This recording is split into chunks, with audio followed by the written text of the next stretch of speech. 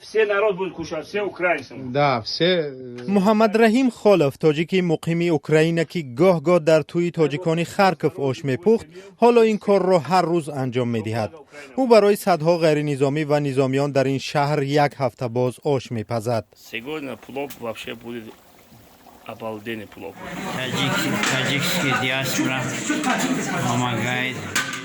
در خرکف که دسترسی به برق محدود شده است ساکنان خوراک گرم پختن نمیتوانند. 10 تاجیک مقیم شهر که تا آغاز جنگ تجارت داشتند تصمیم گرفتند برای مردم غذای گرم پزند.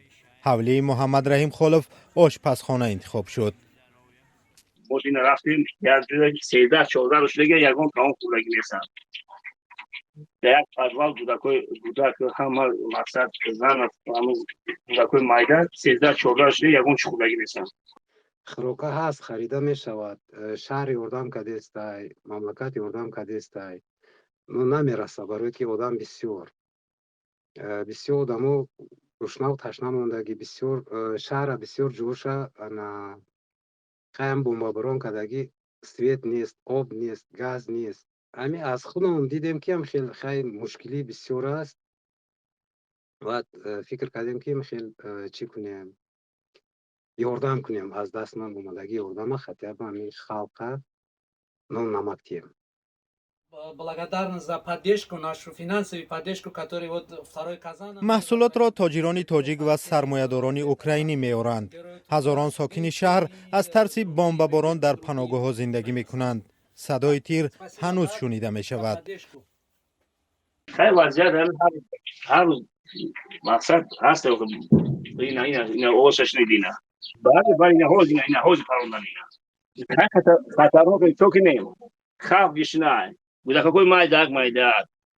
مخمون همین کارا از سر خمون گذشتگی ما میدونیم گشنگی چی است. چند قایی که بوشش ما احتیاط کنین اگر ایلاج داشته باشین یک جای به خطر از درون شهر بیرونتر رفته استید. دیگه ما نمیتونیم ما این خلق خیلی نیرو داریم ما نمیتونیم یگانجا رفته چند قای دستمون میاد کمک میکنیم شما دستگیری کنین و ما هموار پای خلق میشیم. در بزرگ این سرباز برای همیراقانش آش میبرد.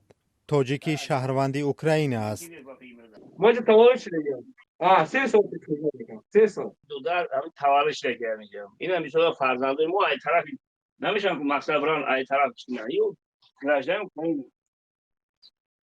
این برای سالاتو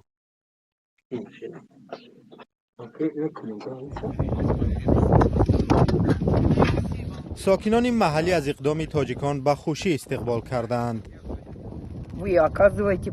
شما به خانواده های ما، کودکان، زنان و پیران خوراک گرم کمک کردید. ما از شما خیلی منت داریم. در ما جنگ است.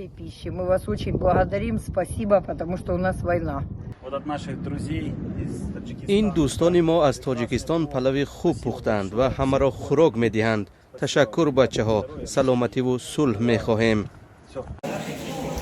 سفیان هایی که برای خوراک گرم می آیند روز به روز زیاد می شوند. ذخیره تاجیکانی مقیم خرکف برای آشپزی تا کی می رسد معلوم نیست. آرزو داریم که خداوند دنیا تینجی کنه وطن بریم تاجیکستان بریم